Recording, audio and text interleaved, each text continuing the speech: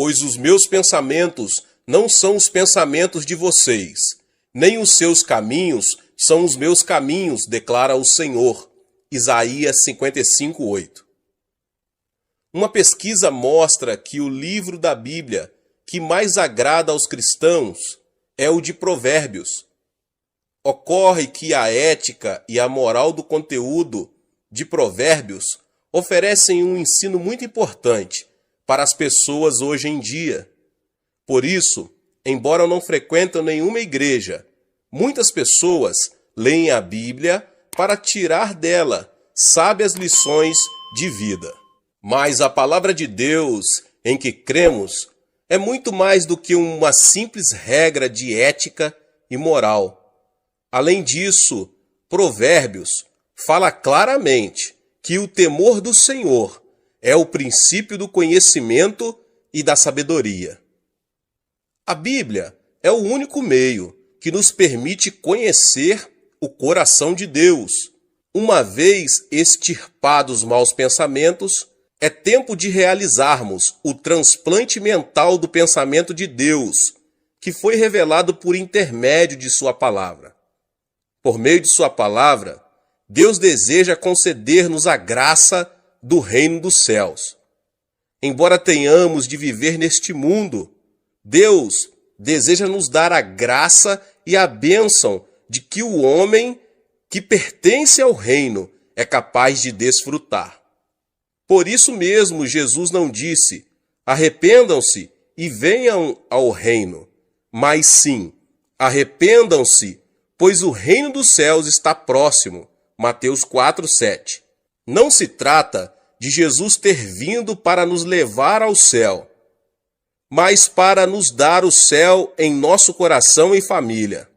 Então, como podemos conseguir o milagre se nos sentimos limitados e enfrentamos uma situação impossível? Quando eu era menino, observava com frequência a maneira com que meu pai enxertava um ramo no tronco de uma árvore. No início da primavera, ele tinha o costume de trabalhar em um pomar de caquis. Existem dois tipos de caquis, um selvagem e o outro doméstico. Os frutos são totalmente diferentes. Meu pai cortava a raiz do caqui selvagem e então usava um tubo de palha. Enxertava um ramo de caqui doméstico, cobrindo-o depois com terra. Às vezes, havia um momento de secura por falta de compatibilidade entre a raiz e o ramo implantado. Mas, uma vez superado o período de adaptação, de forma surpreendente, o pé de caqui selvagem dava frutos do caqui doméstico. Esse princípio da natureza nos ensina um princípio espiritual. Assim como o pé de caqui selvagem é capaz de produzir o fruto do caqui doméstico, nós também podemos ter os pensamentos de Deus e falar o que ele fala. Qual é o caminho para isso? Talvez seja a pergunta de muitas pessoas. O pensamento e o plano do homem produz consequências humanas. Se, no entanto, repelirmos o pensamento do homem e enxertarmos em nós o pensamento de Deus, talvez, inicialmente, passemos por um momento de turbulência, mas se superarmos o obstáculo, será possível pensar, agir e crer como filhos e filhas de Deus, e assim experimentar o milagre. Mas as pessoas se recusam a repelir o próprio pensamento, para se apegar à palavra de vida e promessa, porque o coração sofre e vai contra a própria experiência. Contudo, se abrirmos nosso coração para que a palavra de Deus brote em nós, tanto os planos como os pensamentos humanos se desfarão e seremos transformados pela palavra de Deus. Em 1973, quando organizei a 10ª Conferência Pentecostal, muitos pastores e novos convertidos do exterior aproximaram-se de mim perguntando: Pastor Cho, o Senhor deve ser um gênio. Como conseguiu construir uma igreja tão grande? Por que sua igreja cresceu tanto? Eu respondia simplesmente: não sou um gênio, pois um gênio jamais faria o que fiz. Então, como conseguiu isso? Com o pensamento do homem, não seria possível. Mas, se o pensamento de Deus se enraizasse no pensamento do homem, acontecem milagres surpreendentes. Deus disse muito claro que tudo é possível ao que crer. Marcos 9, 23. Logo que nos mudamos para Ioido, muitos me perguntaram: pastor, quantos membros da sua igreja deixaram de frequentá-la?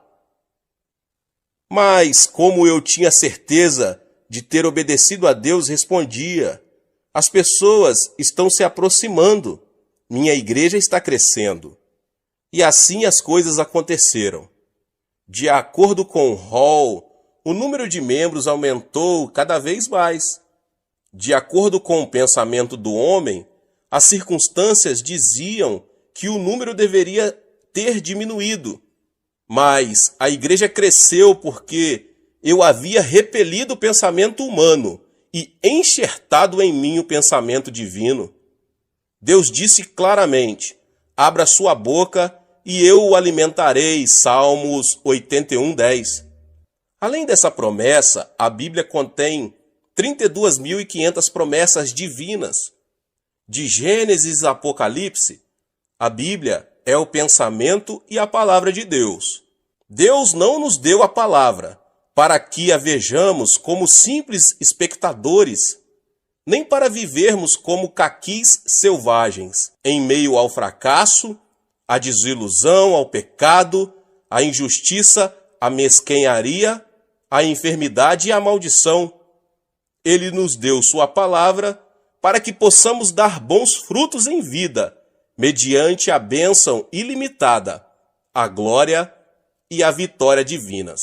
Portanto, é fundamental que você transplante o pensamento de Deus em sua maneira de pensar. O enxerto não implica mudança da essência da árvore.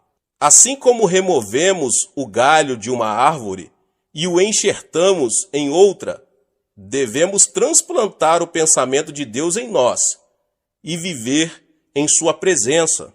A Bíblia diz que Abraão teve seu filho Isaque aos 100 anos de idade. O corpo de Sara estava envelhecido e, portanto, ter um filho era praticamente impossível. No entanto, Deus semeou seu pensamento no coração de Abraão. Querer receber ou não o enxerto do pensamento de Deus depende de cada pessoa. Quando o anjo de Deus apareceu a Abraão e lhe disse: você terá um filho, ele riu até cair no chão, e Sara também riu. Apesar de tudo isso, Deus disse: você terá um filho. Aceitar ou não o pensamento de Deus dependia de Abraão e de Sara. Abraão enxertou o pensamento de Deus no próprio pensamento. Então seus nomes foram trocados. Abrão converteu-se em Abraão, pai de muitos filhos. E Sarai passou a chamar-se Sara, princesa. Ao enxertar o pensamento de Deus, eles passaram a ser estranhos para os incrédulos. Como pode um homem de 100 anos pensar em ter um filho? Eles estão loucos. É completamente ilógico. No entanto, é assim que isso funciona. Está certo que, de acordo com o pensamento do homem, existem limitações. Mas quando a pessoa tem o pensamento de Deus enxertado em seu pensamento, ela pode agir, falar e pensar como Deus. Deus deu um filho a Sara aos 90 anos de idade. Esse é Isaque, que é considerado o pai de Israel. De acordo com a Bíblia, Moisés era filho adotivo da filha de Faraó, ou seja, o chefe do exército do Egito e futuro sucessor no trono.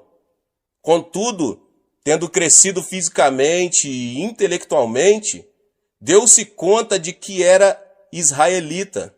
Certo dia, ao observar que um egípcio estava espancando e maltratando um de seu povo, quis fazer justiça com as próprias mãos, matou o egípcio e o enterrou na terra.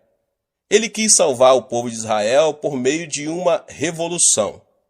No dia seguinte, ao ver dois israelitas brigando, perguntou: "Por que você está espancando seu companheiro?" O agressor replicou: "Quem o nomeou líder e juiz sobre nós? Você quer matar-me como matou o egípcio?" Quando a notícia chegou ao palácio real, o faraó ordenou a captura de Moisés. Imediatamente, este fugiu do Egito e foi para o deserto de Midian, tornando-se ali um genro de Jetro, o sacerdote. Passou o tempo e Moisés tornou-se velho. A Bíblia diz que ele morreu com a idade de 120 anos e que seus olhos e seu vigor não se tinham enfraquecido. Deuteronômio 34:7. Certo dia, ao apacentar as ovelhas no monte Horebe, Moisés ouviu uma voz vinda dentre uma sarça que ardia, mas que não se queimava. E a voz dizia: "Moisés, tire as sandálias." E o Senhor continuou dizendo: "Eu o envio ao Egito, para que liberte o povo de Israel." Moisés não conseguia acreditar no que estava ouvindo de Deus. Por isso reagiu dizendo: "Ó Deus, rogo-te que envies outra pessoa. Eu tenho dificuldade para falar e estou muito velho para isso. Envia outro em meu lugar." Moisés não podia enxertar no seu pensamento o pensamento de Deus. Irritado, Deus lhe respondeu: "Moisés, eu não lhe disse que estaria com você? Eu o envio." Finalmente, Moisés conseguiu repelir o seu pensamento, enxertando em sua mente o pensamento de Deus. Assim, muitos milagres aconteceram à medida que ele falava e agia de acordo com o poder de Deus. Quando Moisés incorporou o pensamento de Deus, pôde libertar o povo de Israel da escravidão, atravessando o Mar Vermelho e liderando mais de 3 milhões de israelitas até a Terra Prometida, construindo a nação de Israel e escrevendo o livro da lei. Outro que enxertou os pensamentos de Deus foi André. No Novo Testamento, há também muitos relatos que mostram como viver dando preferência ao pensamento do homem ou ao pensamento de Deus. Um exemplo disso são as decisões de Filipe e de André. A Bíblia diz que se reuniram cerca de 5.000 homens para ouvir Jesus pregar a palavra. Se fossem contadas as mulheres e crianças, esse número chegaria a dezenas de milhares de pessoas que estavam com fome. Na ocasião, Jesus chamou seus discípulos e lhes disse: "Deem-lhes vocês algo para comer." Ele não disse que os discípulos teriam a capacidade de fazê-lo, muito menos mentiu ou exagerou. Filipe começou a fazer as contas. Quando obteve o resultado, chegou à conclusão de que não havia forma de alimentar uma quantidade tão grande de pessoas. Então aproximou-se de Jesus e disse: "Jesus, estamos no deserto, há muita gente. Mesmo que dermos a cada um uma quantidade pequena de pão, precisaremos de muito pão para dar de comer a todos." Essa atitude de Filipe mostra que ele não se havia apropriado da palavra de Jesus, pois este havia dito: "Deem-lhes vocês algo para comer." Recusou-se a implantar o pensamento de Deus no próprio pensamento, conhecimento e experiência. Então, diante da mesma circunstância, André soube enxertar o pensamento de Deus e provavelmente deve ter dito: Se Jesus nos diz para darmos de comer, é porque podemos fazê-lo. Jesus nunca teria dito para darmos de comer se não tivéssemos nada que lhes dar. Imediatamente, juntou toda a comida disponível, 5 pães e 2 peixes. Depois de agradecer a Deus, Jesus o mandou repartir a comida entre o povo. E todos comeram e se fartaram. E os discípulos recolheram ainda 12 cestos cheios de pedaços que haviam sobrado. O pensamento de Deus é salvar-nos do pecado, sarar-nos de toda doença e enfermidade e transformar o desespero em esperança, a morte em vida, o fracasso e a desilusão em vitória. Para isso, primeiro devemos enxertar em nossa vida a palavra de Deus. Não é fácil escolher o pensamento de Deus a fim de crer nele. Abraão também falhou nesse ponto. Embora cresse no plano de Deus, com base em sua palavra, que teria um filho, quando sua esposa lhe propôs ter esse filho por intermédio da escrava Agar, ele acedeu ao pensamento humano e fracassou diante de Deus. Assim nasceu Ismael, como sabemos. É extremamente difícil distinguir entre o próprio pensamento e o pensamento divino. É difícil obedecer a Deus. Há momentos em que não obedecemos por pensar que o pensamento de Deus é o nosso pensamento, ou por nos consolar imaginando que o pensamento é o pensamento de Deus. Abraão falhou em um princípio, mas decidiu aceitar novamente o pensamento de Deus em sua vida. Decidiu crer no pensamento de Deus, baseando-se no momento em que ele o tirou de sua tenda e o fez contar as estrelas do céu. O mesmo aconteceu com Sara. Ela decidiu aceitar o pensamento de Deus, mesmo sabendo que não poderia conceber e ter um filho. Tal como acontece com personagens da antiguidade, também recusamos-nos a aceitar o que Deus pensa por causa do conhecimento, da lógica e da experiência pessoal. Essa é a razão de ser tão custoso o processo de incorporação do pensamento de Deus em nossa vida. Não obstante, se alguém deixar que a promessa de Deus seja implantada e superar a turbulência da provação apegando-se a Deus, os milagres se manifestarão ininterruptamente. Portanto, não devemos considerar a Bíblia como um enfeite. Não devemos ser espectadores da palavra. Deixemos que ela seja enxertada em nossa vida. Então, experimentaremos o milagre de viver como Deus. Agora, o que fazer para desfrutar o céu em meu coração? Talvez seja a pergunta de muitos. O termo grego metanoia, que em português é traduzido por arrepender-se, significa mudar totalmente o pensamento do coração e a emoção. Ou seja, podemos deixar que o céu reine em nossa vida e família, se apenas mudarmos o rumo do nosso coração e a nossa maneira de pensar. Portanto, arrependa-se dos pensamentos negativos e cheios de frustração, pensamentos que o fazem retroceder, que dizem que tudo está acabado. Mude o rumo da emoção e da mente. Deixe que a palavra do Senhor cresça em você, e então o céu estará ao seu alcance. Jesus disse: cuidado que ninguém os engane. Marcos 13:5. O reino de Deus não vem de modo visível, nem se dirá: aqui está ele, ou lá está, porque o reino de Deus está entre ou dentro de vocês. Lucas 17:20 e 22. Portanto, o reino de Deus está em nós. Opera nas circunstâncias que nos rodeiam e as transformam no reino dos céus.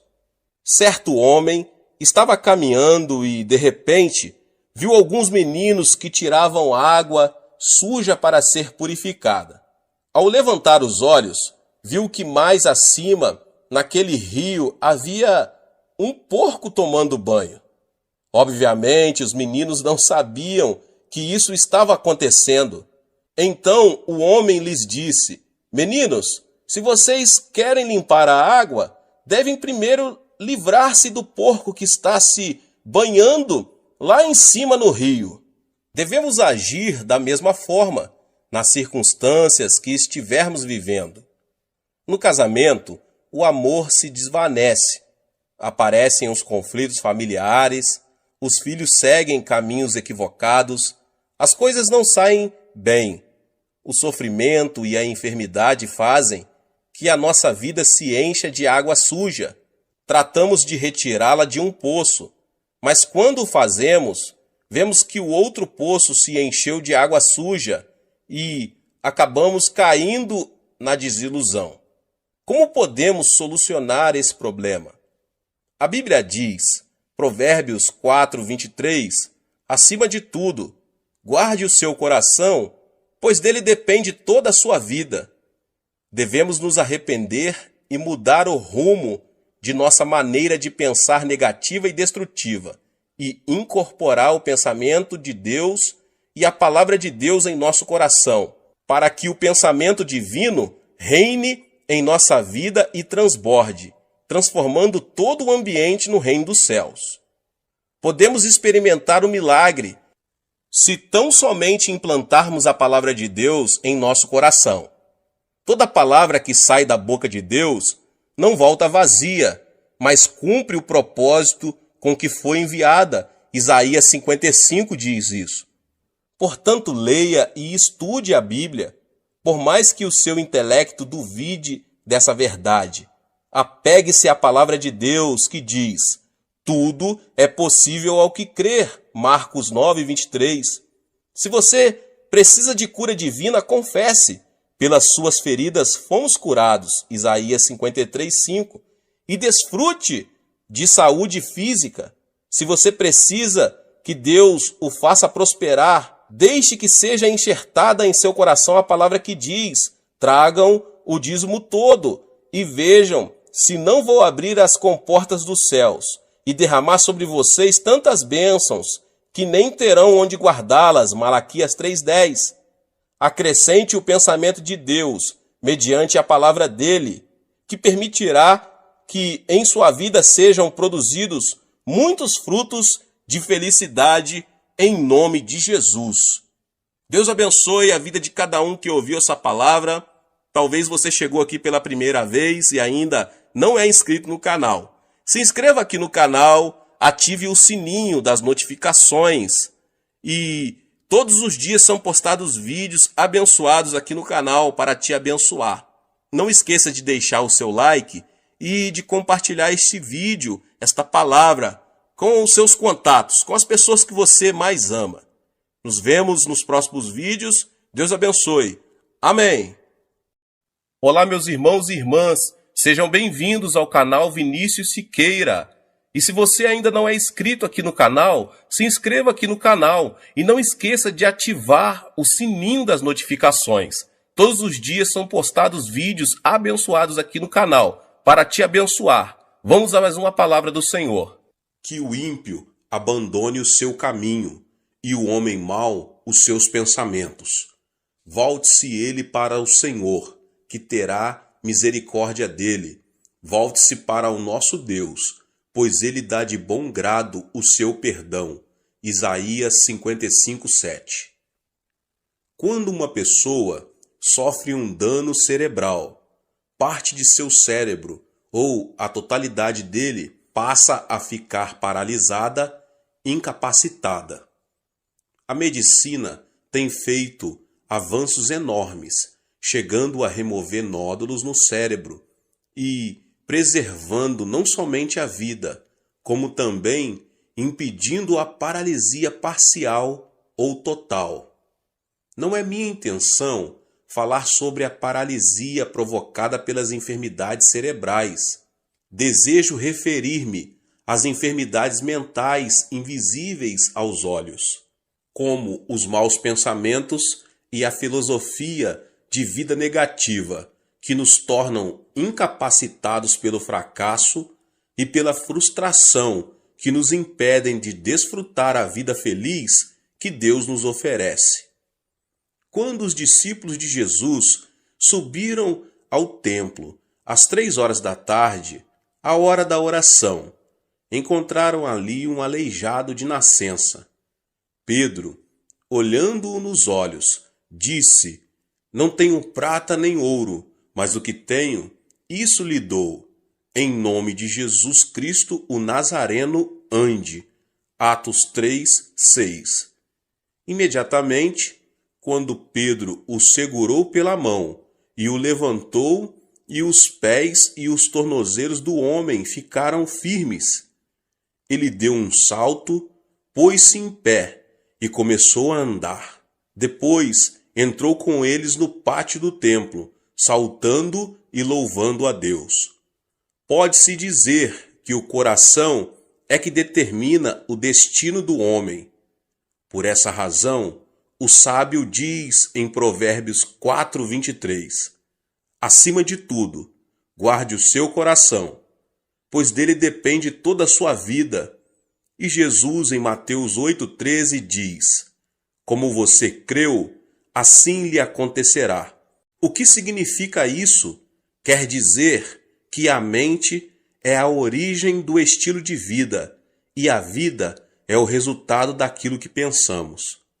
Devemos eliminar de nosso cérebro o nódulo que nos leva à destruição ou à paralisia total ou parcial. A fim de experimentarmos o poder de Deus, quero agora apresentar 6 elementos que impedem que o poder divino haja em nós, os quais devem ser extirpados. O primeiro elemento é a ansiedade. Pode-se dizer que alguém que vive ansioso perde a felicidade na vida.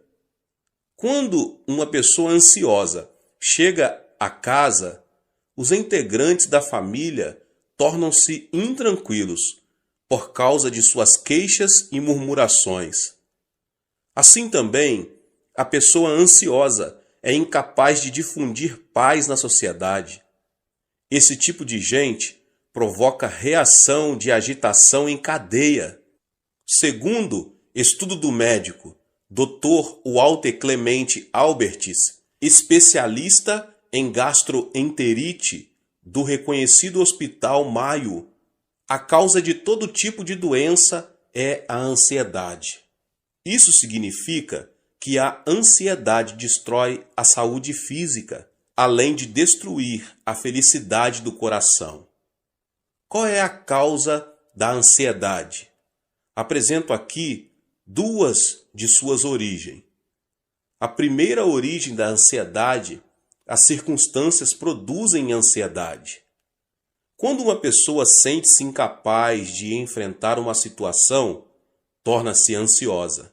Por exemplo, quando não consegue solucionar um problema financeiro ou quando vive uma situação que parece estar além de qualquer esforço humano. Certo dia, Jesus entrou num barco e disse a seus discípulos que passassem para o outro lado. No começo, o lago estava tão calmo que o barco deslizava, como um patim sobre rodas. Ao chegarem à metade do lago, porém uma forte tempestade, vinda do monte Hebron, começou a açoitá-los. A embarcação estava prestes a ser inundada, de modo que, em vão, os discípulos tentavam tirar a água de dentro dela. O naufrágio se daria em questão de tempo. Foi então que os discípulos se lembraram de Jesus e clamaram: Mestre, não te importas que nos afoguemos? Jesus levantou-se, repreendeu o mar e imediatamente o vento se acalmou e tudo ficou tranquilo. Olhando os discípulos nos olhos, ele disse: Por que vocês têm tanto medo? Ainda não têm fé? Observe que Jesus não disse: Vocês não têm fé. Isso se deve ao fato de que toda pessoa tem fé, de acordo com a medida que Deus lhe deu. O fundamento da fé dos discípulos, entretanto, eram as circunstâncias, os sentimentos e a emoção. Eles tinham fé somente quando tudo estava calmo. Ao terem a vida ameaçada por uma tempestade, sua fé transformou-se em dúvida, criando uma nuvem de ansiedade no coração. Portanto, devemos repelir os pensamentos oriundos das circunstâncias e as emoções da terceira dimensão, a fim de aceitar os pensamentos de Deus, os da quarta dimensão. Quando viram a tempestade e as ondas, os discípulos fracassaram em aceitar o pensamento de Deus, apesar de terem ouvido o Senhor dizer que queria passar para o outro lado do lago. Seus fundamentos de fé não eram a palavra de Deus da quarta dimensão, e sim as circunstâncias e as emoções da terceira dimensão. Foi por isso que o Senhor lhes perguntou: onde está a sua fé? A palavra de Deus permanece para sempre e jamais muda. Apegar-se firmemente à palavra de Deus não é outra coisa senão aceitar o pensamento de Deus. Portanto, apesar das circunstâncias, se o fundamento do nosso coração é a palavra de Deus, mediante a fé, podemos estar livres de nossa ansiedade e preocupação. A segunda origem da ansiedade é que o pecado produz ansiedade.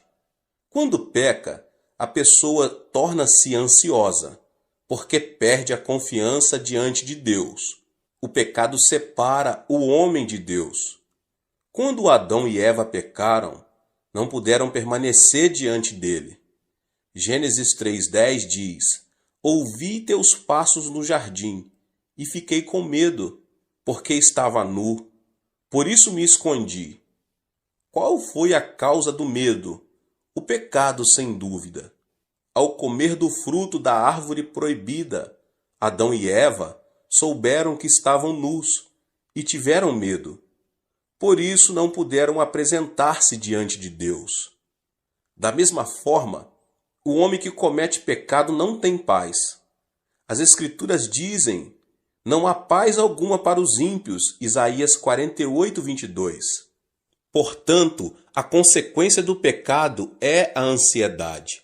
Se uma pessoa se sente ansiosa ao sentar-se e ao levantar-se, sua vida será uma ruína.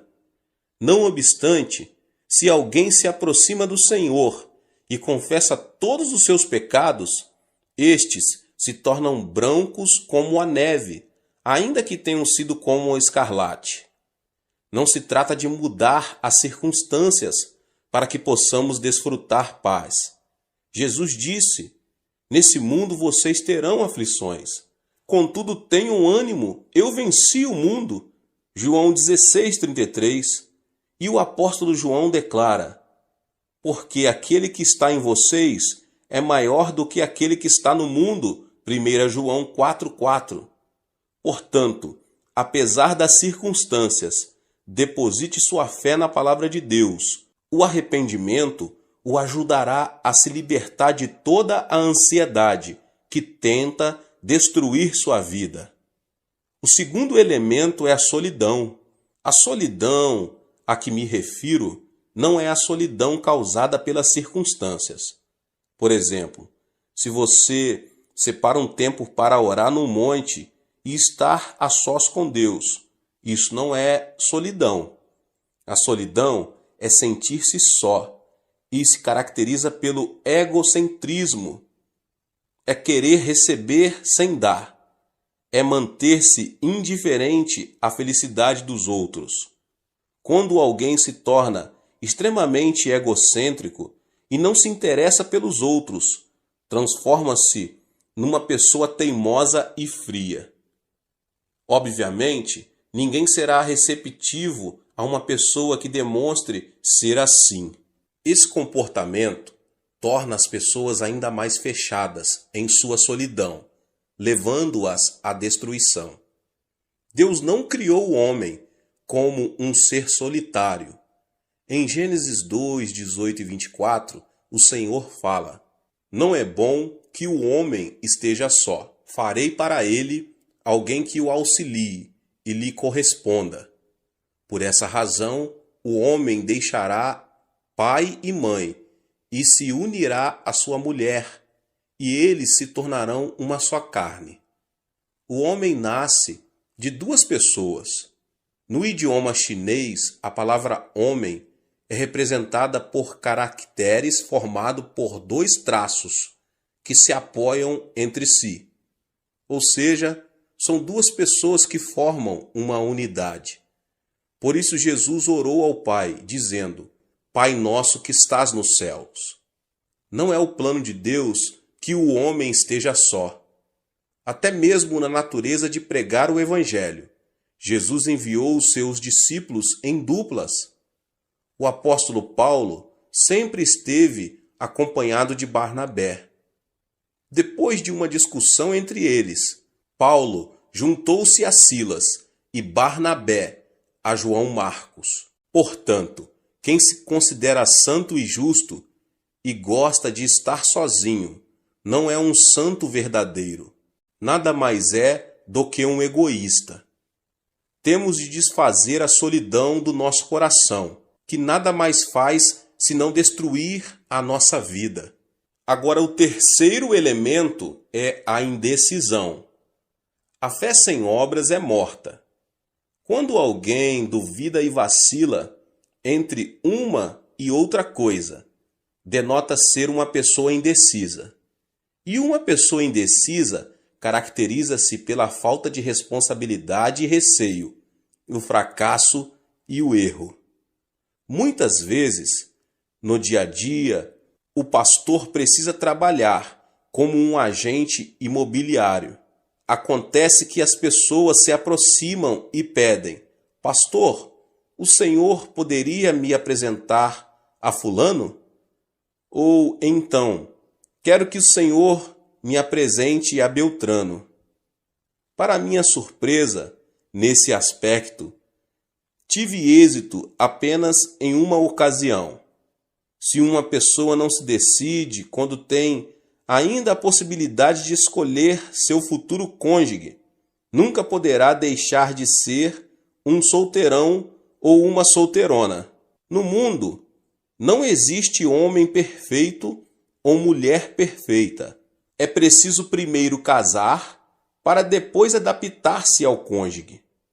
Hoje em dia, muitos fracassam por falta de decisão. Surgem as oportunidades, mas estas são perdidas por causa da indecisão com que enfrentam a vida. Ao longo de minha vida, nunca vi uma pessoa extraordinariamente inteligente que tenha conseguido grandes coisas.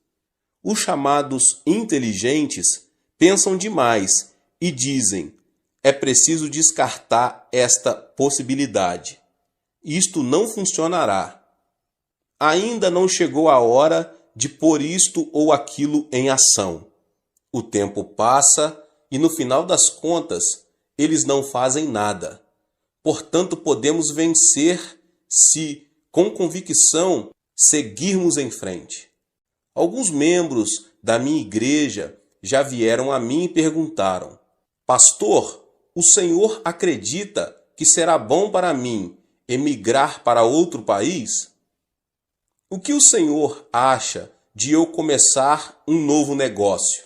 Devo continuar a fazer o que eu estou fazendo? Esperam então que eu tome a decisão por eles. Diante dessa situação, eu simplesmente aconselho: não me peça que tome a decisão por você. Vá ao monte da oração e ore. Clame a Deus, que certamente dirá que caminho você deve seguir.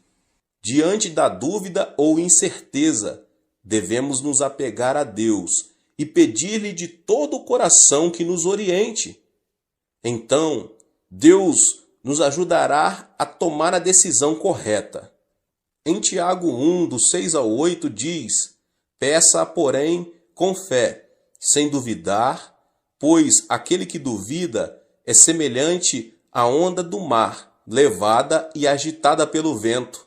Não pense que tal pessoa receberá coisa alguma do Senhor, pois tem mente dividida e é instável em tudo o que faz. O Senhor disse que não abençoaria pessoas indecisas. Remova a indecisão com o pensamento de Deus. Livre-se da indecisão. Assim, você poderá alcançar sucesso em sua vida. O quarto elemento é a ira. Temos a tendência de nos irritar com extrema facilidade, tanto em casa como no ambiente de trabalho. Creio que uma das principais razões para isso é o fato de não sabermos quanto a ira é destrutiva. A ira é prejudicial, não somente à saúde, mas também ao intelecto, pois o torna cego. Em uma conferência, o famoso anatomista inglês John Hutton afirmou ser a ira semelhante ao suicídio. Logo depois de ter apresentado sua tese, ele teve uma forte discussão com alguns dos alunos que o ouviram e discordaram daquilo que ele defendia. Isso o irritou sobremaneira, levando-o à morte instantânea, vítima de um ataque cardíaco. As palavras de John Hutton causaram grande repercussão por causa de sua morte trágica. Irar-se é como cuspir para cima, ou seja, a ira se volta contra a própria pessoa. A Bíblia diz que a ira rebaixa o nível da pessoa e o transforma em ignorante. A sabedoria do homem lhe dá paciência. Sua glória é ignorar as ofensas. Provérbios 19, 11. O homem paciente dá prova de grande entendimento, mas o precipitado revela a insensatez. Provérbios 14, 29. Além disso, a ira nos separa da alegria de Deus, porque irritar-se é cometer o mal na presença divina. Existem hoje muitas famílias destruídas por palavras cheias de ira. É aconselhável falar pacificamente, em tom moderado, ainda que seja em momento de ira. Quando preciso aconselhar pessoas que têm a tendência a se irar facilmente, digo: quando você voltar a se irritar, abaixe a voz e fale devagar. Se a sua esposa cometeu um erro grave, não levante a voz dizendo: querida, porque isso o levará a irar-se ainda mais. Fale em tom baixo e suave: querida. Qualquer pessoa tem a experiência de se ter irritado e depois de algum tempo arrepender-se de haver agido dessa forma.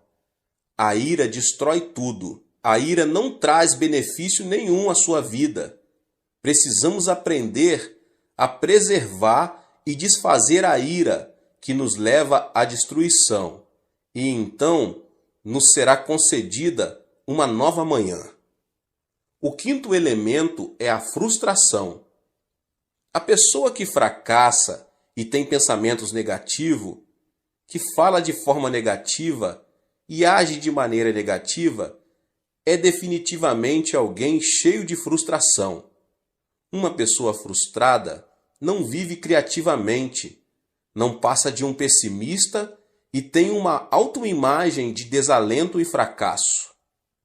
No idioma coreano, temos certas expressões negativas que são espontâneas. Dizemos com frequência: morro de, e o pior é que dizemos várias vezes ao dia, e isso mata a alma. Morro de fome, comi até explodir. Morro de felicidade, morro de desânimo, morro por causa da sujeira que existe aqui. Morro de calor, morro de frio. É tão lindo que quero morrer. Pergunta-me se o aprecio tanto, por que quer morrer? E não é só isso. Há canções seculares, cuja letra é também pessimista e frustrante. Deus não nos abençoará se vivermos chorando e pronunciando palavras negativas.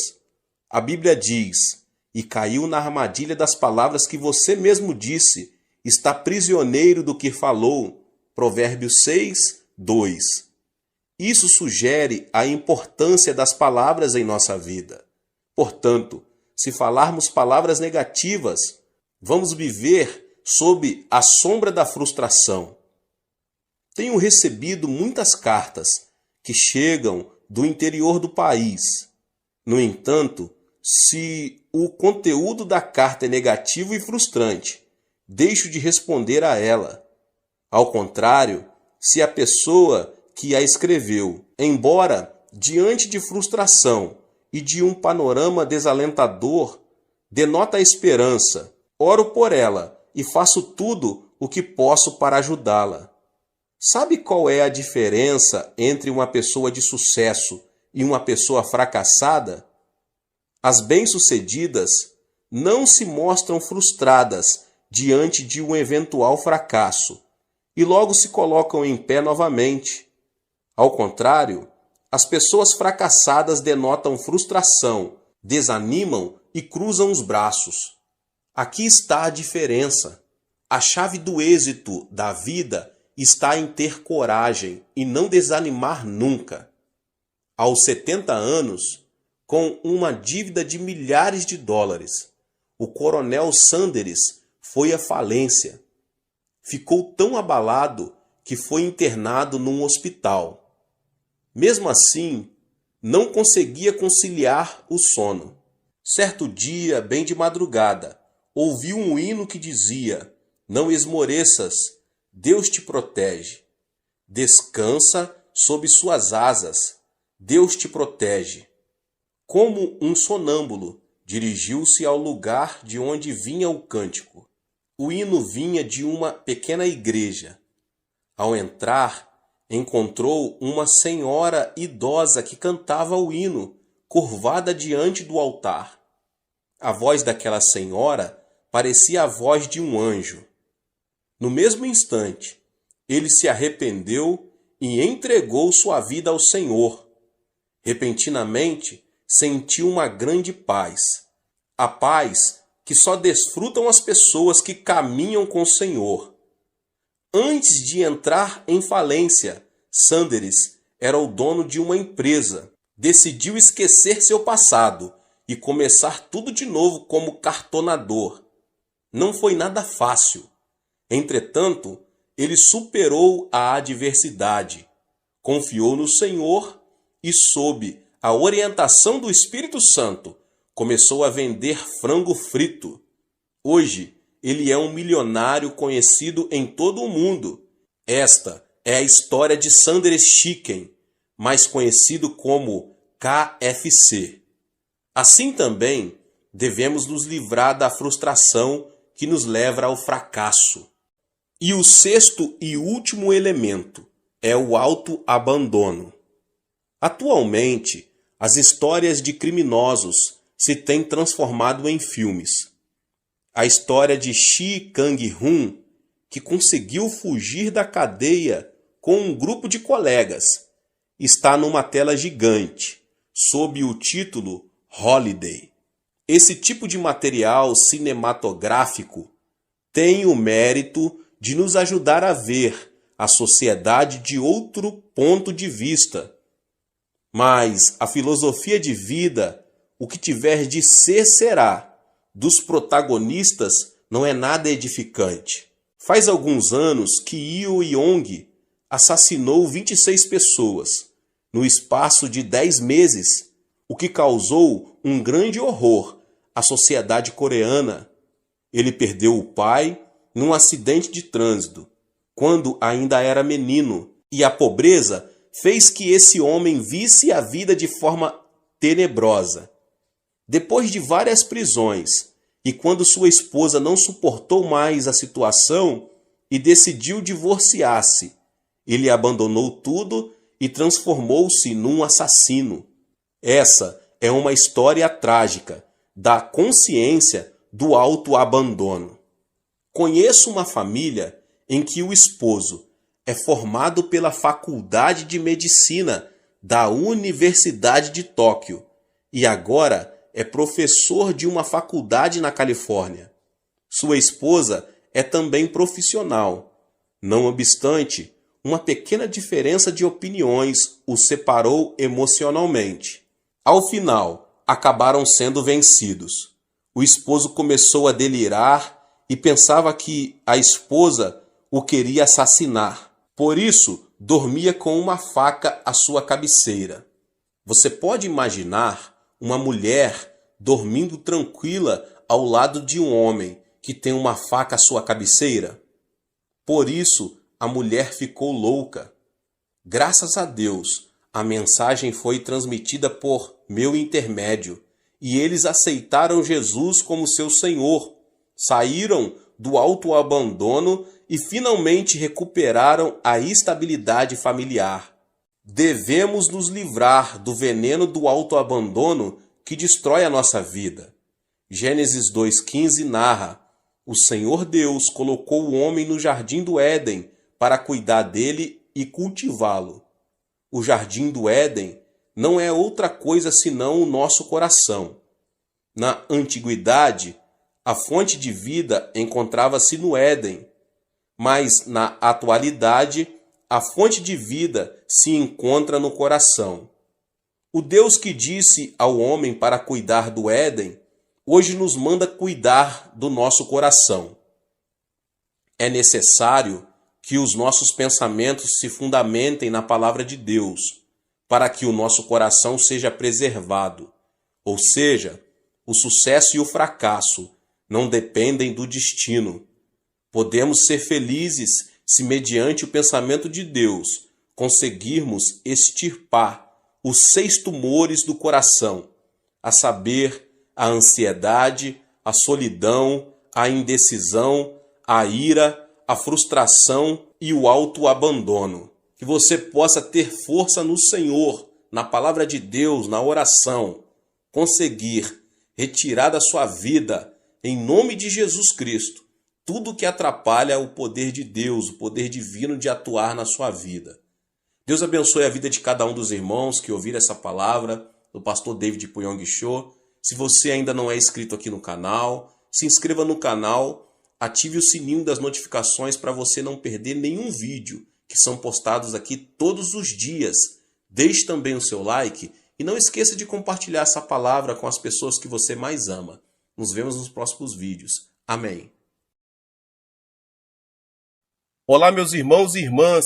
Sejam bem-vindos ao canal Vinícius Siqueira. E se você ainda não é inscrito aqui no canal, se inscreva aqui no canal e não esqueça de ativar o sininho das notificações. Todos os dias são postados vídeos abençoados aqui no canal para te abençoar. Vamos a mais uma palavra do Senhor. Cada pessoa tem a própria perspectiva. Esta é única e distinta de todas as outras. A perspectiva dos pais não é a mesma perspectiva dos filhos. A maneira com que a geração adulta vê uma situação não é a mesma com que os jovens a veem. O ponto de vista do chefe não é o ponto de vista do empregado. Os políticos da oposição não veem as coisas como as veem os políticos que apoiam o governo. É imprescindível que haja contínua busca de entendimento entre ambas as partes. Mas existe uma diferença maior de perspectivas. Trata-se do ponto de vista do homem e do ponto de vista de Deus. A Bíblia explica isso da seguinte forma. Isaías 55, 8, 9 diz: pois os meus pensamentos não são os pensamentos de vocês, nem os seus caminhos são os meus caminhos, declara o Senhor. Assim como os céus são mais altos do que a terra, também os meus caminhos são mais altos do que os seus caminhos, e os meus pensamentos são mais altos que os seus pensamentos. É praticamente inevitável o conflito entre o ponto de vista de Deus e o ponto de vista do homem. Apesar disso, se como homens que somos repelirmos o nosso pensamento e escolhermos o pensamento de Deus, poderemos alcançar vitória genuína na vida cristã. O pensamento de Deus é um caminho de verdade e vida, o qual devemos seguir. Ele se torna um mapa capaz de indicar onde se encontra a felicidade e de mostrar o leme que nos guia até onde temos de chegar. Um bom exemplo disso é a vida de Abraão. Se você tem o pensamento de Deus, pode começar a sonhar. A vida de Abraão passou por uma drástica mudança de rumo, quando ele tinha 75 anos de idade. Essa é uma idade quando a pessoa precisa fazer uma avaliação da sua vida, refletindo sobre a maneira em que viveu, e deve pensar a respeito da morte. Em outras palavras, é a idade menos indicada para um novo começo. Mas Deus chamou Abraão e ordenou-lhe que começasse tudo de novo. A Bíblia esclarece isso da seguinte forma em Gênesis 12, 1 e 2 e 3. Então o Senhor disse a Abraão: saia da sua terra, do meio de seus parentes e da casa de seu pai, e vá para a terra que eu lhe mostrarei. Farei de você um grande povo e o abençoarei. Tornarei famoso o seu nome e você será uma bênção. Abençoarei os que o abençoarem e amaldiçoarei os que o amaldiçoarem. E por meio de você, todos os povos da terra serão abençoados. Depois de receber essa palavra de Deus, Abraão passou a ver a vida por outra perspectiva. O Senhor lhe havia mostrado não ser aquele o momento de abandonar o sonho, mas de concebê-lo, o tempo de começar uma nova vida. Ele prometeu a Abraão que as obras da fé o acompanhariam. Assim como uma flor desabrocha quando recupera a vitalidade, Abraão recuperou vida aos 75 anos de idade. Contudo, ele não pôde evitar um conflito interior. Certamente pensou: será que tudo isso está certo? Isso é possível sob o ponto de vista humano? Se eu obedecer a Deus pela fé, as pessoas não me poderão considerar um louco? Abraão se viu diante de um conflito: ver as coisas como Deus as vê e começar uma nova aventura, ou ver o mundo como o homem vê e permanecer no mesmo lugar. Afinal, Abraão tomou a decisão de ver as coisas como Deus as vê. Embora seus olhos não vissem coisa nenhuma, seus ouvidos não percebessem nada e suas mãos não tocassem em nenhum objeto, Abraão decidiu ver seu destino e as circunstâncias como Deus as via. Assim começou sua vida de fé. E o que é fé? Fé é abandonar o ponto de vista do homem e dar preferência ao ponto de vista de Deus. Portanto, podemos desenvolver nossa fé quando decidimos ver com a perspectiva de Deus e começar uma vida nova. Abraão mudou o rumo de sua vida mediante a fé. É preciso ter sabedoria para fazer distinção entre o ponto de vista do homem e o ponto de vista de Deus. Se virmos como o homem vê, viveremos como homens. Se, no entanto, virmos como Deus vê e agirmos pela fé, viveremos pelo poder de Deus. Certo dia em que havia densa neblina, um navio estava detido, impossibilitado de partir. O comandante esperava ansiosamente que a neblina se dissipasse. Um senhor aproximou-se dele e disse: "Eu sou da Inglaterra e preciso ir a Quebec, no Canadá, ainda hoje, porque no sábado tenho de pregar num culto evangelístico. Vamos já, comandante." O comandante, surpreso com estas palavras, pensou: pela aparência, esse homem seria uma pessoa normal, mas pela maneira de falar deve ser um louco, e disse: "Ouça, por acaso o senhor não vê a neblina? Como vou sair do porto com uma neblina dessa?"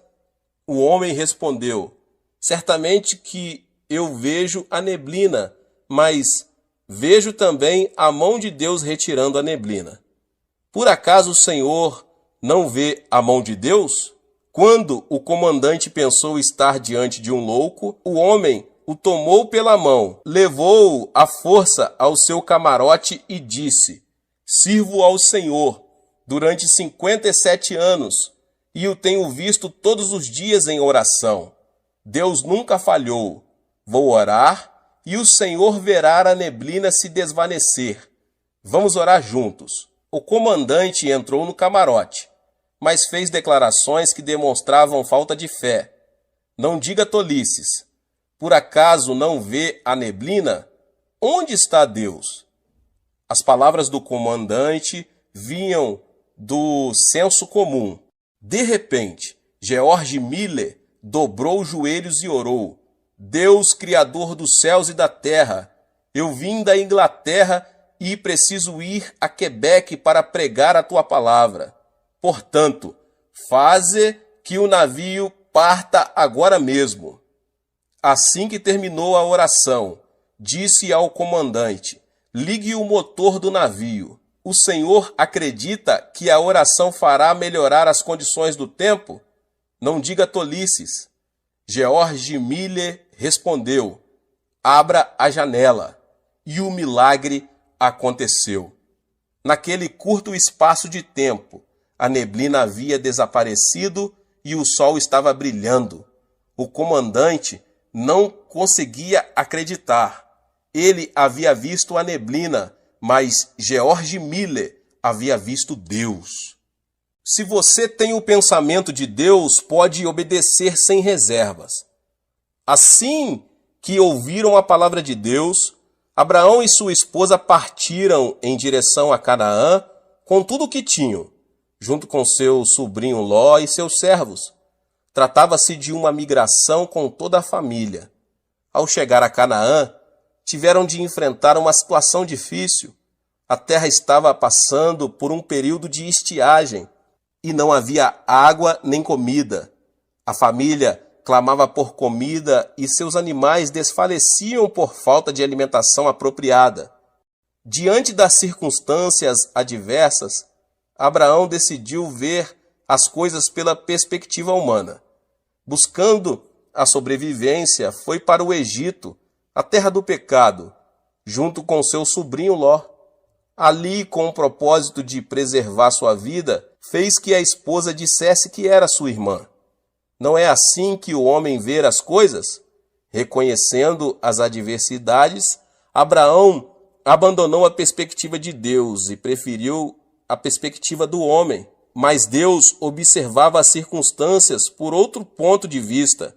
Ele viu que Abraão, embora tivesse decidido ter fé, ainda estava preso a coisas humanas.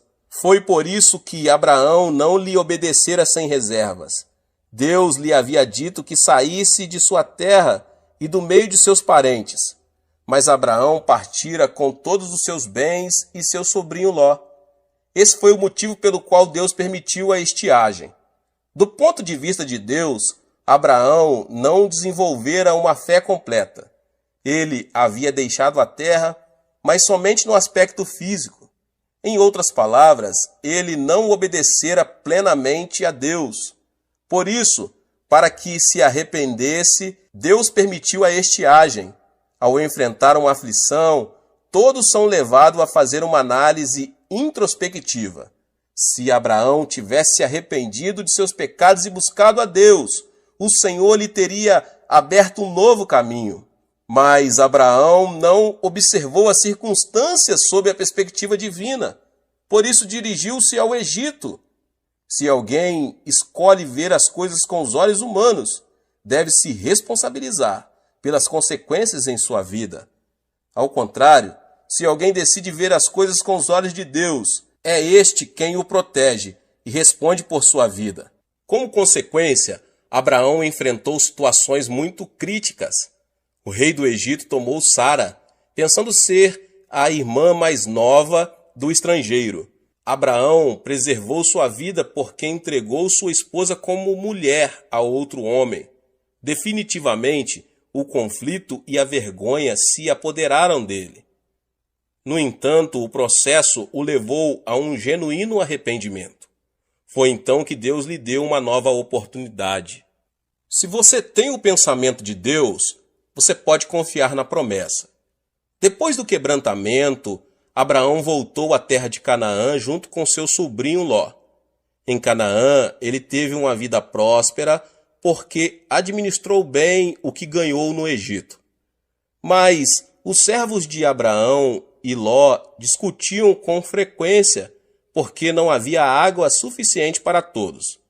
Diante disso, Abraão decidiu separar-se do seu sobrinho.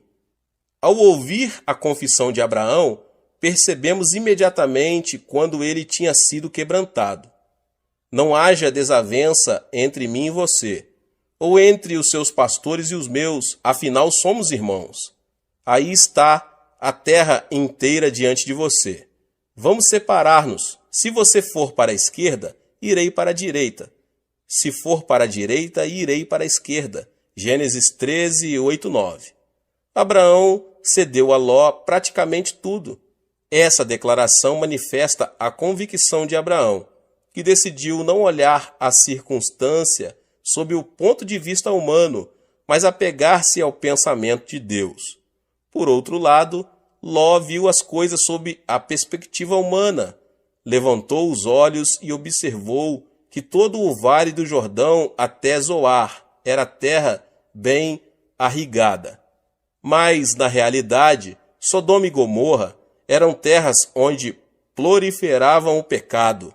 Depois de separado de seu sobrinho Ló, Abraão, que tinha o pensamento de Deus e confiava na palavra do Senhor, decidiu ficar em Canaã.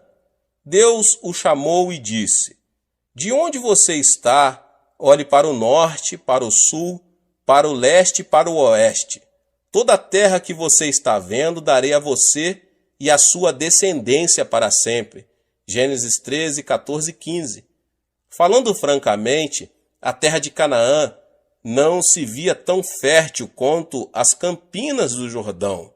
Mas Deus disse a Abraão que lhe daria e a toda a sua descendência toda a terra que ele estava vendo. Vemos assim que, quando Abraão decidiu olhar seu destino e as circunstâncias sob o ponto de vista de Deus, ele lhe prometeu responsabilizar-se por sua vida. Se você tem o pensamento de Deus, pode esperar pelo cumprimento da promessa. E aconteceu que Abraão chegou aos 85 anos de idade. 10 anos já se haviam passado desde o dia em que ele decidira vir à terra de Canaã. Contudo, Abraão não tinha nenhum filho. Sob o ponto de vista humano, já não havia possibilidade de ver cumprida a promessa divina. Por essa razão, a esposa de Abraão, Sara, propôs-lhe que ele tomasse sua escrava Agar, para que, talvez, por intermédio dela, viesse a ter filhos. E assim foi. Abraão, que até aquele momento estava crendo e esperando na palavra de Deus, começou a olhar com os olhos do homem e, consequentemente, tomou sua escrava como mulher. Pouco tempo antes, porém, Deus lhe havia dito: "Não tenha medo, Abrão, eu sou o seu escudo. Grande será a sua recompensa." Gênesis 15, 5. Mas Abraão enfatizou o fato de não ter um filho, dizendo: "Ó soberano Senhor, que me darás, se continuo sem filhos e o herdeiro do que possuo é Eliezer de Damasco? Tu não me deste filho algum. Um servo de minha casa será o meu herdeiro." Gênesis 15, 2 e 3. Mas esse pensamento era do homem, porque o pensamento de Deus era diferente. Depois de lhe dizer: "Seu herdeiro não será esse. Um filho gerado por você mesmo será o seu herdeiro." O Senhor o levou para fora da tenda e mostrou-lhe as estrelas do céu e disse: "Olhe para o céu e conte as estrelas, se é que pode contá-las." E prosseguiu: "Assim será a sua descendência." Da mesma forma, existe uma grande diferença entre o ponto de vista do homem e o ponto de vista de Deus. O ponto de vista de Deus era que, embora Sara fosse anciã, o milagre ocorreria e Abraão teria tantos filhos como as estrelas do céu. O ponto de vista do homem, porém, era que Sara não podia mais ter filhos. Abraão, que uma vez fracassara por ter escolhido olhar as coisas como o homem as vê, voltara a se equivocar, somente pelo fato de não ter algo que pudesse ser visto imediatamente. Foi por isso que Abraão possuiu Agar e com ela teve Ismael. Mas Deus não aceitou Ismael. Se Abraão não tivesse gerado Ismael, o conflito entre judeus e árabes não existiria. De certo modo, ele voltou a fracassar por haver escolhido o ponto de vista do homem. Ao meditar na história de Abraão, percebemos que não é fácil ver as coisas como Deus as vê e desenvolver um alto nível de fé. Isso não é conseguido instantaneamente. Existe nisso um processo de perseverança. Hoje em dia, muitos cristãos confessam: Deus, eu creio somente em tua palavra. Seguirei este caminho pela fé. Por mais que me critiquem e as circunstâncias não me favoreçam, viverei vendo as coisas com os olhos da fé. Mas quando as circunstâncias se apresentam negativas, esses mesmos cristãos dão um passo atrás e dizem: não posso, creio ser melhor fazer o que penso. Se continuar assim, certamente fracassarei. No entanto, quando retrocede, o homem cai num abismo de desespero e fica muito ferido. É nesse momento que se lembra da palavra de Deus, arrepende-se e volta-se para ele. Consideramos Abraão o pai da fé. Contudo, ele não se transformou em pai da fé desde o princípio. Abraão precisou ajustar sua visão constantemente. Foi por meio desse processo que ele aprendeu a repelir a obstinação e a mesquinharia do homem, obedecendo à vontade de Deus. Se você tem o pensamento de Deus, pode crer no sobrenatural. Abraão começou a ver as coisas da perspectiva divina, repelindo a imundície da mesquinharia humana e se apegou à fé. Como consequência disso, teve Isaque aos 100 anos. Era um triunfo da fé. Considera-se uma coisa incomum a geração de um filho aos 50 anos. Por isso, é motivo de festa. Imagine-se como teria sido grande a emoção de Abraão. Isaque foi uma criatura divina diante de seus olhos. Para Abraão, Isaque era sua vida, seu herdeiro, sua alegria e sua felicidade. Cada vez que olhava para ele, descobria o sentido da vida. Entretanto, Isaque passou a se converter gradualmente em um ídolo para Abraão. Embora este não o visse dessa maneira, Deus via Isaque de uma forma, Abraão o via de outra forma. Ou seja, havia uma grande diferença entre os dois pontos de vista, o ponto de vista de Deus e o ponto de vista de Abraão. Certo dia, Deus ordenou a Abraão: tome seu filho, seu único filho, Isaque, a quem você ama, e vá para a terra de Moriá. Sacrifique-o ali como holocausto num dos montes que lhe indicarei. Abraão ficou perplexo. Pensava que Deus abençoaria Isaque e prolongaria seus dias de vida aqui na terra. Esse não deixava de ser o pensamento do homem. O pensamento de Deus, porém, não aceita o pensamento do homem. Abraão viu-se em meio a forte conflito. Ele sabia que Deus estava falando sério e pensou: se Deus quer, eu tenho de obedecer. Não devia ser fácil oferecer o único filho amado como holocausto, ou seja, queimá-lo no fogo. A luta interior de Abraão continuou. Provavelmente, ele até pensou em desobedecer a Deus e viver feliz com seu filho. Todavia, também não podia desobedecer à ordem divina. Chegou o momento de escolher. o pensamento do homem ou o pensamento de Deus? Finalmente, Abraão decidiu-se pelo pensamento de Deus. Lembrou-se da palavra que dizia ser Isaque o herdeiro e creu que Deus tinha preparado um plano. É certo que, para chegar a esse ponto, Abraão passou por uma grande turbulência. No dia seguinte, tomou a direção do Monte Moriá, junto com o filho Isaque e 2 servos. Ao chegar ao lugar indicado por Deus, não hesitou em sacrificar seu filho. Ele o amarrou sobre o altar, amarrou a lenha e pegou o cutelo. Foi nesse instante que o anjo de Deus o deteve. Não toque no rapaz, disse o anjo. Não lhe faça nada.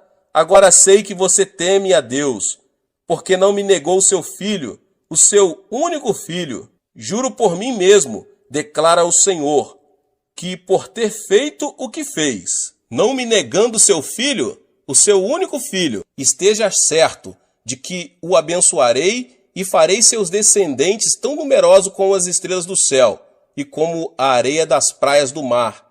Sua descendência conquistará a cidade dos que lhe forem inimigos, e por meio dela todos os povos da terra serão abençoados, porque você me obedeceu. Gênesis 22. Abraão escolheu ver como Deus vê e repeliu todo o pensamento humano. A partir desse momento, Deus abençoou Abraão e se responsabilizou por sua vida. Qualquer pessoa que quiser escolher a perspectiva de Deus deve primeiro abandonar a vontade, a obstinação, o desejo, o método e a força do homem. Não podemos confessar que escolhemos a perspectiva de Deus enquanto persistirmos com os desejos, os métodos e a força humana. Todo aquele que escolher a perspectiva de Deus deve se render, dedicar-se e obedecer a Ele. O ato de se render, dedicar-se e obedecer a Deus não significa perder.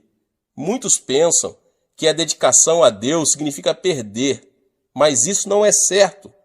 Não se trata de perda, mas da chave que leva a uma vida abundante. Deus abençoa as pessoas que se decidem por sua perspectiva e se responsabiliza por elas. Assim funciona a lei do céu. A vida de Abraão é a evidência dessa lei. Eu chego agora ao final e eu quero dizer que a fé consiste em abandonar a perspectiva do homem, escolhendo a perspectiva de Deus. Se optarmos por ver como o homem vê, não poderemos receber o favor e a orientação de Deus. O justo viverá pela fé. O que significa viver pela fé? Significa abandonar a perspectiva do homem e escolher a perspectiva de Deus, vivendo como a Bíblia ordena. Assim, Deus nos abençoa e se responsabiliza por nossa vida. É certo que, ao nos decidir pelo ponto de vista divino, enfrentaremos uma luta interior. Devemos, portanto, superá-la. Você sabe como Deus vê a terra e o homem? Deus vê a história do homem como um assunto de julgamento imitente.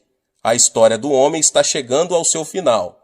A vida do homem é como uma neblina que aparece num momento e logo se desvanece. Ele é como uma erva e sua glória como a flor do campo. Quem vacila com isso é nécio. O nosso interesse deve estar na eternidade. A vida eterna é mais importante que a vida passageira. Essa filosofia de vida permitirá que a pessoa viva a vida transitória de maneira muito mais significativa. As Escrituras dizem, da mesma forma, como um homem está destinado a morrer uma só vez e depois disso enfrentar o juízo. Hebreus 9, 27. A terra não permanecerá para sempre. Portanto, temos de ver as coisas sob a perspectiva de Deus. Para isso, devemos tomar uma difícil decisão. Sob que perspectiva você vê a vida? Os cristãos devem abandonar tudo o que é humano e aceitar a perspectiva de Deus. Esse é o único caminho, porque Deus se responsabiliza por aquele que abandona o ponto de vista humano, decide tomar o ponto de vista divino em nome de Jesus. Deus te abençoe. Glória a Deus Se você ainda não é inscrito aqui no canal, se inscreva no canal, ative o sininho das notificações para você não perder os vídeos que são postados aqui no canal. Deixe também o seu like e não esqueça de compartilhar. Compartilhe nas suas redes sociais, tá bom? Compartilhe com seus contatos, com as pessoas que você mais ama. Nos vemos nos próximos vídeos. Amém. Deus abençoe.